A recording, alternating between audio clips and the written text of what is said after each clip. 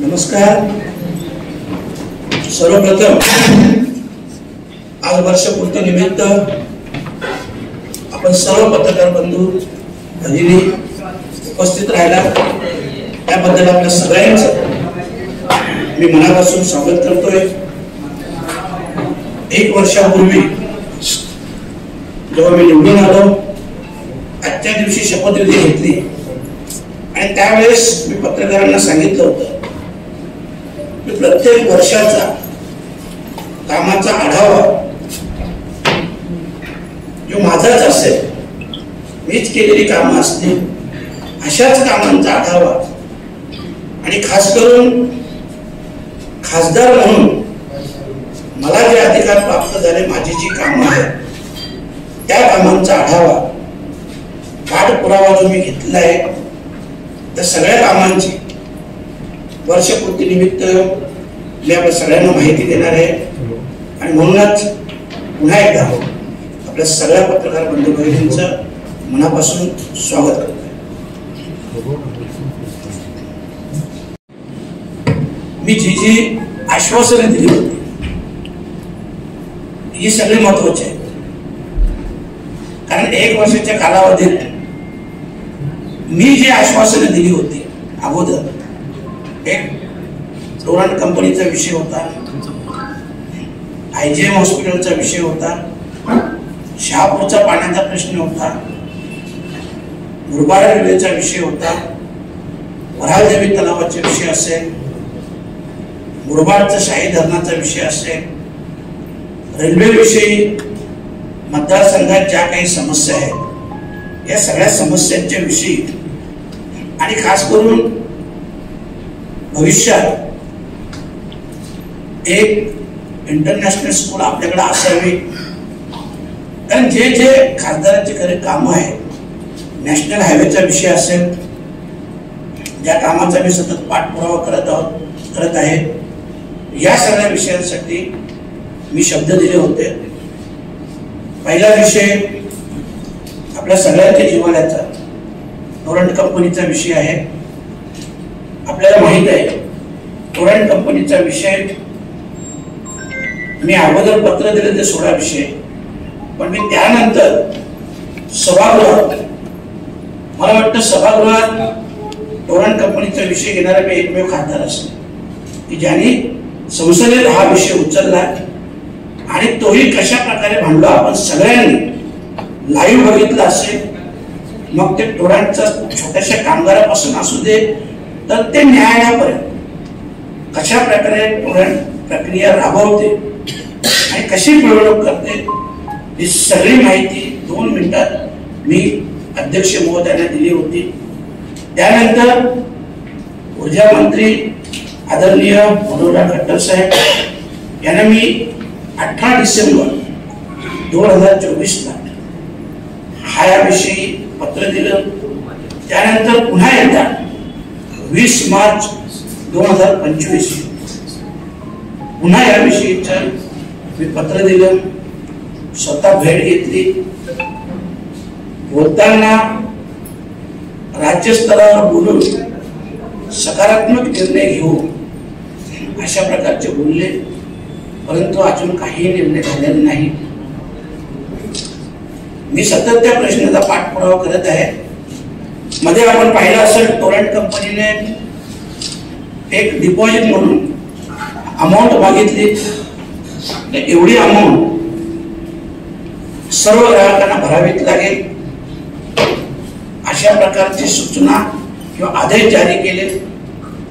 परंतु मला जेव्हा माझ्या कानावर ही गोष्ट आली त्यावेळेस भिवंडी शहर ग्रामीण मध्ये सगळ्या वीज ग्राहकांना मी याविषयी आवाहन केलं की आपण कोणीही हे डिपॉझिट भरू नये, हे बेकायदेशीर आहे. आणि लोकांनी देखील त्या आव्हानाला प्रतिसाद दिला, कोणी भरलंही नाही. आणि यानंतर माझ्याकडे, माझ्या पेकडे किंवा माझ्या कार्यालयात अशी कोणीही तक्रार डिपॉझिट जबरदस्तीने वसूल केलं जातं अशी कुठलीही तक्रार माझ्या कार्यालयात उपलब्ध झाली नाही. मी माहितीही घेतली. एकंदरीत डिपॉझिटचा विषय बंद झाला. ती बाईट देताना मी स्पष्ट सांगितलं, डिपॉझिट तर नका भरू, आणि मी तुम्हाला दिलेल्या वचनाचा मला पूर्ण आठवण आहे. मी दिलेले आश्वासने मी कधीही विसरत नाही, आणि म्हणून त्याच वेळेस म्हटलं, आजही सांगतो, योग्य वेळेस टोरॅन्टोविषयी योग्य निर्णय होईल. आपल्याला कल्पना आहे की 2027 पर्यंत त्यांची काहीतरी मुदत आहे, आणि म्हणूनच त्यावेळेस जोही निर्णय घ्यायचा आपल्या सगळ्यांच्या सहकार्याने, सगळ्यांच्या सोबतीने, आशीर्वादाने त्यावेळेस तो निर्णय होईल. आणि आपल्या सगळ्यांना अपेक्षित असाच निर्णय होईल. अनेक लोक जरी बोलली की हा विषय टोरॅन्टचा कधी मिटेल, या सगळ्यांना कल्पना आहे. काहींनी 5 वर्षात, काहींनी 10 वर्षात. टोरॅन्टचा तोही काढला नाही, विषयही काढला नाही. कमीत कमी मी संसदेच्या सभागृहात बोललो, आणि तेही दखलपात्र व्हावं म्हणून न्यायाधीशांपर्यंत कशी प्रक्रिया चालतो याही विषय स्पष्ट बोललो. त्याच्यानंतर बऱ्याच लोकांच्या तक्रारी मी थांबवल्या देखील आहे. परंतु आजच्या दिवशी मी एवढंच सांगेन, याच्यासाठी 2027 हे वर्ष खूप महत्वाचं आहे. त्यावेळेस काय निर्णय घ्यायचा, काय नाही घ्यायचा, हे आपल्या सगळ्यांना विचारून, आपल्या सगळ्यांना विश्वासात घेऊन योग्य तो निर्णय घ्या. दुसरा विषय राहिला स्वर्गीय इंदिरा गांधी रुग्णालय भिवंडी. मी स्वतः बोललो, हे रुग्णालय आपल्याला कल्पना असेल, भिवंडी ग्रामीण शहर आज लोकसंख्या पाहिली 15 लाखापेक्षाही जास्त लोकसंख्या असलेला हा तालुका आहे, आणि या तालुक्याचं एकमेव उपजिल्हा रुग्णालय हे IGM हॉस्पिटल, आणि त्याचं जिल्हा रुग्णालय व्हावं म्हणून पहिल्यांदा 25 मार्च रोजी मी संसदेत हा प्रश्न उचलला. आपल्या सगळ्यांना कल्पना असेल. त्यानंतर आरोग्यमंत्री सन्माननीय जगत प्रकाश नड्डा साहेब यांना 25 मार्च 2025 रोजी भेटून त्याविषयी निवेदन दिलं. त्यानंतर पुन्हा एकदा 13 मे 2025 पुन्हा एकदा आरोग्यमंत्री महोदय नड्डा साहेब यांना भेटून पुन्हा IGMचं जिल्हा रुग्णालय व्हावं यासाठी पत्र दिलं. त्यानंतर त्यांनी प्रक्रियेला सुरुवात केली, आणि 28 मे 2025 रोजी त्यांचं मला पत्र आलेलं आहे. दोनच मिनिटात तुम्हाला वाचून दाखवतो. केंद्रीय आरोग्य मंत्री जगत प्रकाश नड्डा साहेबांनी मला पत्र लिहिलं, आणि त्या पत्रात दिलेलं आहे, मुझे आपका पत्र क्रमांक BM-VIP-E/0525/05 दिनांक 13 मई 2025 प्राप्त हुआ है, जो भिवंडी के इंदिरा गांधी मेमोरियल IGM अस्पताल को जिला स्तरीय अस्पताल के रूप में उन्नत कराए जाने के संबंध में है. मैं इस प्रकरण का संबंधित प्रभाग से परीक्षण करवा रहा हूँ. सादर. याच्यानंतर मी लगेच आरोग्य विभागाची पूर्ण जिल्ह्याची DD नांदापूरकर साहेब असतील यांच्यासोबत अगोदर सुद्धा घेतली होती.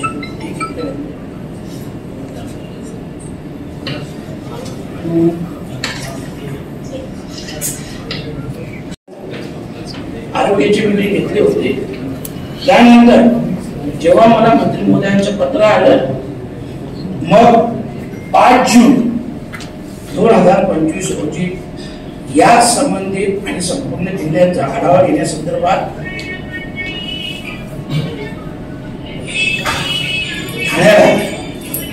DD ऑफिसला नांदापूरकर साहेबांकडे सगळ्या अधिकाऱ्यांची मीटिंग घेतली आणि त्यांना याविषयी स्पष्ट सूचनाही दिल्या की असं असं पत्र आलेलं आहे. त्यांनी सांगितलं तर ते पत्र आमच्याकडे आलेलं आहे आणि आम्ही सगळे पॉझिटिव्हली रिपोर्ट देतो. त्या मीटिंगला IGM हॉस्पिटलच्या जे मॅडम आहेत आपल्या बंधारे मॅडम देखील उपस्थित होत्या आणि म्हणून त्याबाबतच्या योग्य त्या सूचना मी सगळ्या अधिकारी वर्गाला दिलेल्या आहेत आणि त्याची प्रोसिजर चालू झाली आहे. तिसरा विषय असेल साहेब, एक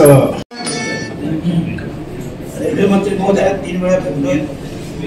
तिसऱ्या वेळेस त्यांचा प्रतिसाद चांगला होता आणि भिवंडी जी दिवा भिवंडी वसई भिवंडी आणि दिवा अशा मार्गाने जी रेल्वे जाते ती रेल्वे CST पर्यंत जावी अशा प्रकारची मागणी केली होती आणि त्या मागणी संदर्भात देखील त्यांनी सांगितलं जोपर्यंत आसनगाव आणि शहापूर इथं जे तिसऱ्या आणि चौथ्या लाईनचं काम चालू होत नाही तोपर्यंत ही गोष्ट थोडी पॉसिबल नाही. कारण काही कडे डायरेक्ट ऍक्सेस द्यायला लागतं. त्याच्यामुळं अनेक लोकल देखील लेट होतात, उशिरा होतात आणि म्हणून त्या संदर्भात तसं त्यांनी मला पत्रही दिलं. परंतु पुन्हा मी एक कमीत कमी भिवंडी ते दिवा अशा फेऱ्या वाढवा जेणेकरून इथली लोक कमीत कमी दिव्यापर्यंत जातील आणि दिव्यावरून पुढे प्रवास होईल. तर त्या गोष्टीला त्यांनी मान्यता दिली. पुढच्या आमच्या रेल्वे कमिटीच्या मीटिंगमध्ये मान्यता देईल अशा प्रकारचा शब्दही दिलेला आहे. आणि मुरबाड रेल्वेविषयी पण त्याच्यातच विषय आहे. मुरबाड रेल्वेचा जो प्रस्ताव होता तुम्हाला सांगितलं हा प्रस्ताव ऑगस्ट 2023 पासून पेंडिंग होता जेव्हा तत्कालीन मंत्री महोदय होते. परंतु त्याविषयी एक 27/11/2024 पत्र दिलं होतं. त्याच्यानंतर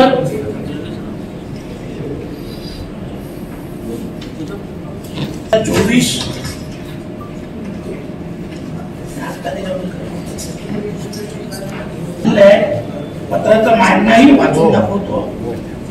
माननीय मंत्री महोदय, मैं आपका ध्यान भिवंडी रोड रेलवे स्टेशन पर या ट्रेनों के ठहराव का विषय होता. ज्या बाहेरच्या काही गाड्या येतात त्या थांबत नाही. अत्यंत महत्वपूर्ण आवश्यकता किंवा आकर्षित करण्याच्या प्रमुख औद्योगिक और वाणिज्यिक क्षेत्र है जहाँ लाखों यात्री प्रतिदिन यात्रा करते हैं. किंतु वर्तमान में कई महत्वपूर्ण ट्रेनें भिवंडी रोड रेलवे स्टेशन पर नहीं चलती जिससे स्थानीय यात्रियों को बहुत नुकसान हो रहा है.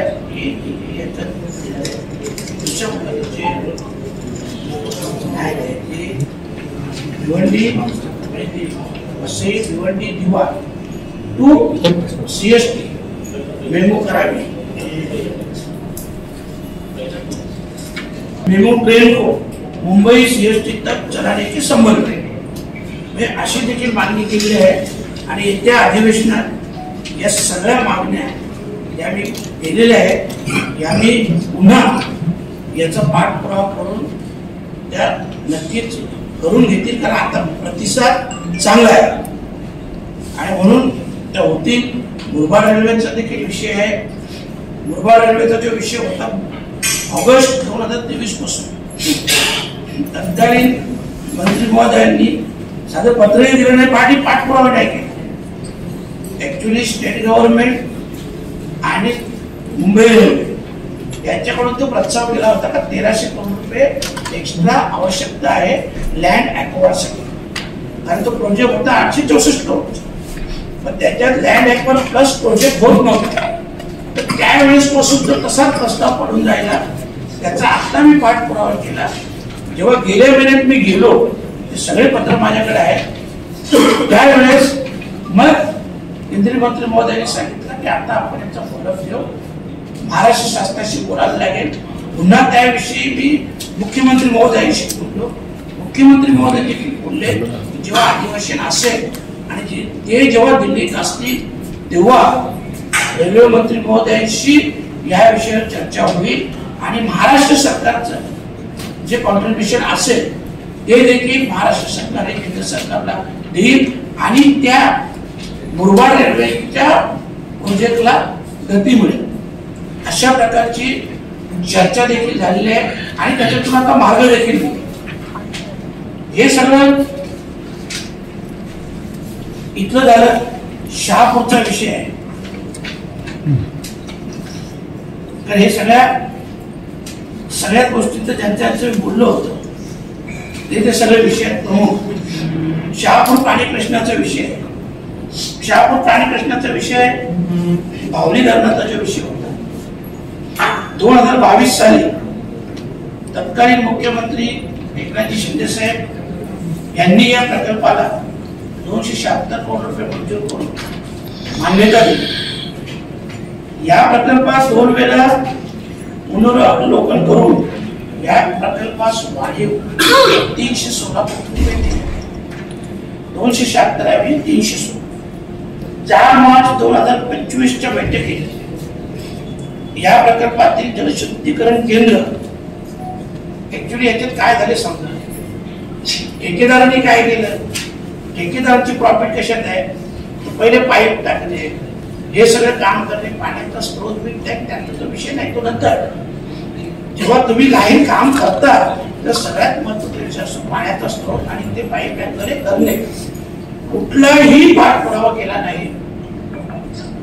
त्या दिवशी शहापूरला कपिल पाटलांनी विषय काढला होता, त्यांना ते माहिती नाही, त्यांनी सांगितलं 200 कोटी रुपये मी मंजूर केले. ज्या गोष्टीचं त्यांना थांबवताही नाही, फक्त श्रेय घ्यायचं.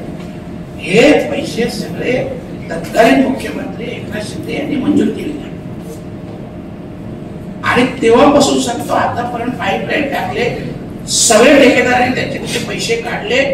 परंतु जो महत्वाचा विषय होता फिल्ट्रेशन प्लॅन्ट बसवायचा त्याचा पाठपुरावा कोणीही केला नाही. मग त्या संदर्भात मला जेव्हा समजलं, मला त्या शहापूरचे लोक माझ्याकडे आले. मग 4 मार्च 2025 जेव्हा जलशुद्धी केंद्र उभारण्याबाबतचा प्रस्ताव प्रलंबित होता, मग त्या संदर्भात मी लगेच 8 मार्च 2025 रोजी सन्माननीय मंत्री चंद्रशेखरजी बावनकुळे सर यांना भेटलो. तर यांच्याकडे तो प्रस्ताव होता आणि तो प्रस्तावही असा होता की जी जागा हवी आहे ती फॉरेस्टची जागा आणि ती अदलाबदल करण्यासाठी फॉरेस्टला शासनाची जागा द्यायची आणि तो प्रस्ताव अनेक दिवसापासून महसूल मंत्र्यांकडे प्रलंबित होता.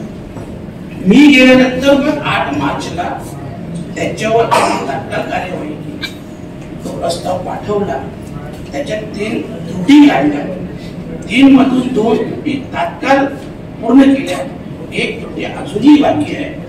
पण जो फिल्ट्रेशन प्लांटचा विषय आहे, आता याविषयी बघा त्या 3 त्रुटी काढण्याचा 2 त्रुटी सोडवल्या आहेत.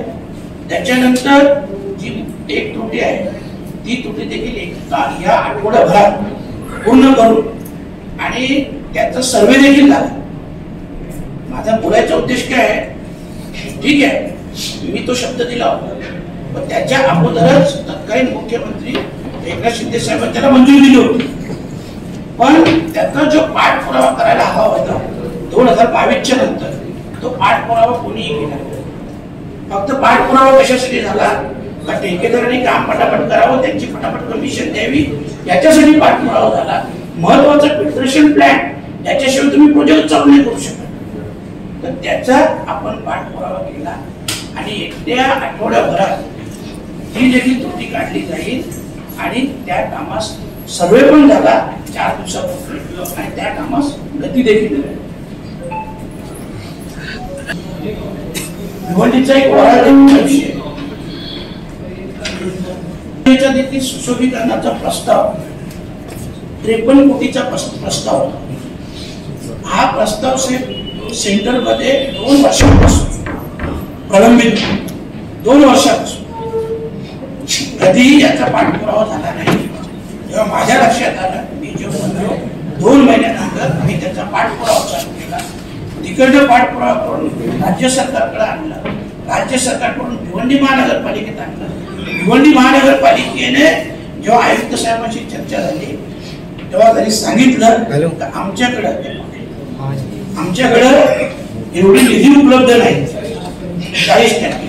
मग मी त्याला रिक्वेस्ट केली की तुमच्याकडे नसेल तर मी मुख्यमंत्री महोदय असतील, उपमुख्यमंत्री महोदय असतील किंवा पर्यावरण मंत्री किंवा जे संबंधित मंत्री महोदय असतील त्यांना मी रिक्वेस्ट करेन आणि ती निधी कशी आणायची ते मी बघेन. फक्त तुम्ही पॉझिटिव्हली तिथे पाठवा की बाबा आम्ही याच्यासाठी 40% देण्यास तयार आहोत. 2 वर्षापासून केंद्र सरकारकडून प्रलंबित आहे. आपण चालू केल्यानंतर केंद्र सरकारकडून राज्य सरकारला, राज्य सरकारकडून भिवंडी महानगरपालिकेला, भिवंडी महानगरपालिकेने सांगितलं तेवढं कॉन्ट्रीब्युशन देण्यासाठी आमच्याकडे पैसे नाहीत. मी त्याला रिक्वेस्ट केली तुम्ही पॉझिटिव्हली पाठवा, पैशाचा मी बघा. कुठल्या मंत्री महोदयांच्या हातापाया पडायचं, कुणाला काय विनंती करायची मी करेन, पण मी तो मंजूर करणार. तेव्हा त्यांनी पॉझिटिव्हली पाठवली.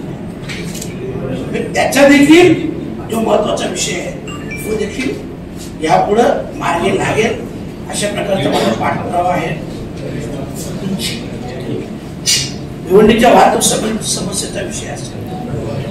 अनेक वेळा मी स्वतः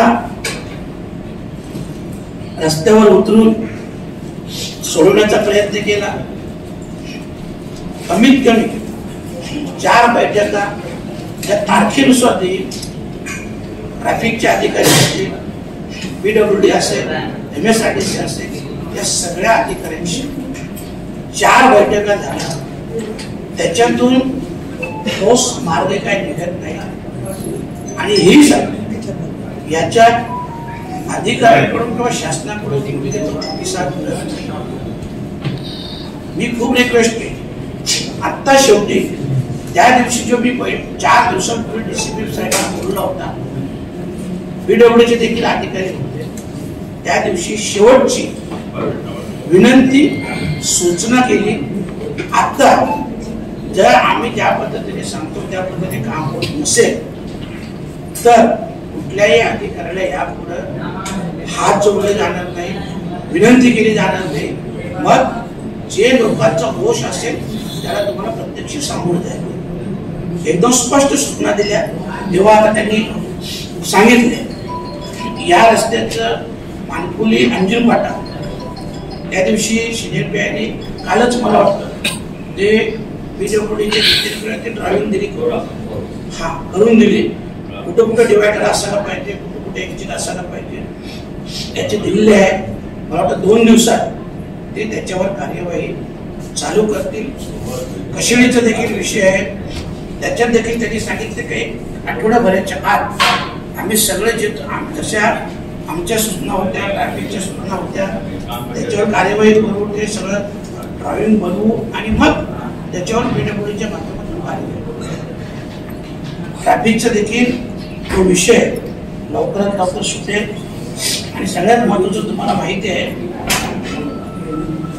ट्रॅफिक बाबतीत जो कशिळणे किंवा खारीगाव टू वडपा ह्या रस्त्याचं काम जे मुदतीत पूर्ण झालेलं नाही, जे काम निकृष्ट दर्जाचं झालेलं आहे आणि ते काम ज्या कंपनीचं होतं त्या कंपनीत सब कॉन्ट्रॅक्टर म्हणून काहीतरी मिहान म्हणून कंपनी जिला ते सब कॉन्ट्रॅक्ट दिलेलं आहे, ज्या कंपनीकडून एकदम थर्ड लेवलचं काम केलेलं आहे त्याचं थर्ड पार्टी ऑडिट देखील मी करून घेतलेलं आहे. 2 महिन्यापासून प्रोसिजर करतोय. काल त्यांचं मला वाटतं नाशिक जी यांची कंपनी आहे विजिलन्स त्यांनी MSRTC कडे हाच अहवाल पाठवणार आहे त्याचा थर्ड पार्टी अहवाल. तर त्याच्यात आता आपलं स्पष्ट समजेल ते कशा प्रकारचं काम. सगळ्यात महत्वाचा आपल्याला कल्पना असेल भिवंडी टू वज्रेश्वर याच्यात एक महापे म्हणून गाव आहे जिथं JNPT वडोदराच्या रस्त्याला एक्झिट आवश्यक. पूर्ण रस्त्याचं पॅडिंग झालं, काम झालं, परंतु त्या रस्त्याच्या एक्झिटचं कधीच मंत्रिमंडळाने बघितलं नाही. आमचं कामच हे आहे NHA वाल्याला तिथं रिक्वेस्ट करून आणि ती एक्झिट द्यायची होती आणि तिथं एक्झिट दिले तर हजारो एकर जागा डेव्हलप होते वेअरहाऊसच्या माध्यमातून आणि हजारो नाही तर लाख लोकांना नोकऱ्या मिळतील.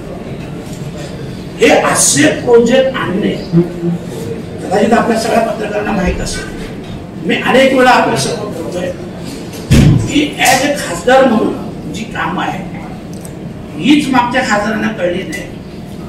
आमदारांनी पत्र दिले ते मीच काम केलं, खासदार इतर नगरसेवकांनी केलं मीच केलं असं नाही. मी जी कामं बोलतो ना IGMचं निवडणूक माझं काम ठीक आहे. तोरणच्या तिकडे जरी विषय नसला राज्य सरकारचा असला पण तुम्ही शब्द दिले वराळ रेल्वेचं काम तिकडनंच होणार आहे, मुरबाड रेल्वेचं काम तिकडनंच होणार आहे. शहापूरचं जरी महाराष्ट्र सरकारकडून असलं तरी त्याचा पाठपुरावा मला घ्यायला पाहिजे. बदलापूरच्या रेल्वेचे काही विषय असेल त्याचा पाठपुरावा मला घ्यायला पाहिजे. हे जे काही असे सगळे विषय आहेत हे अनेक विषय असे आहेत की वर्षभरात मी भिवंडीसाठी किती कामं केली, शहराला किती मिळवून दिला, माझ्याच पत्रावर बोलता. आता आमदारांनी पण पत्र दिलं, मी पण दिलं, तुम्ही माझं काही पकडलं. आता तुम्हाला एक सांगतो वेळेला एक जेटी म्हणून ऍक्च्युली या जेटीचं आता उद्घाटन आहे 2-3 दिवसानंतर. या जेटीचं पत्र दिलं शांताराम मोरे, आमदार शांताराम मोरे त्याचं ते पत्र दिलं परंतु पाठपुरावा नाही. त्या जेटीचा मी पाठपुरावा केला, मी मंजूर करून घेतली आणि ते काम पण पूर्ण तसं पण पत्र त्याने दिलं. आता तुम्हाला याच्याविषयी सांगतो, स्टेम विषयी सांगतो. स्टेमचं आपण किती 3 मार्च स्टेमचं 4 मार्च 2025 रोजी नियोजन भवनला मिटिंग घेतली आणि जी ग्रामीण भागाची वस्तुस्थिती आहे ती किती गावात पाणी पोहोचत नाही, किती गावात प्रेशर नाही, काय नाही, हे सगळे विषय आहेत. त्याच्यामुळे ज्या ज्या गावात प्रेशर नाही, पाणी पोहोचत नाही त्या गावात पत्र मारलेले आहे. काही लाख रुपये व्याज देखील लावलेलं आहे त्या बिलांना. तो सगळा व्याज स्वतः माफ करा आणि बिलांमध्ये देखील पाणी पोहोचत नसेल तर सूट द्यावी अशा प्रकारची मागणी केली आणि ठराव निघाला. कधी 4 मार्च 2025 सगळा झाला. अधिकाऱ्यांनी सांगितलं ते मंजूर आम्ही करून टाकू. त्याच्यानंतर हे कपिल पाटलांना समजलं आणि 16 मार्च जाऊन पत्र दिलं. हा विषय वर्ष 2 वर्षाचा नाही आहे, हा विषय 10, 12, 15 वर्षापासूनचा आहे. फक्त समजलं काम होते का जाऊन पत्र द्यायचं आणि श्रेय घ्यायचं. तुम्हाला माहिती आहे मेट्रोच्या कामाचं पण श्रेय तुम्ही कुठं बघितले असतं. अरे मेट्रो किती 1000 करोडचे त्याच्यासाठी किती वर्ष मंजुरीसाठी लागले, काय लागले. तुम्ही 15 दिवस अगोदर जाऊन फोटो काढता समजलं. तर हे असं सिस्टम नको. 10 वर्ष तुम्हाला लोकांनी 10 वर्ष दिले, 10 वर्ष त्यांचं काम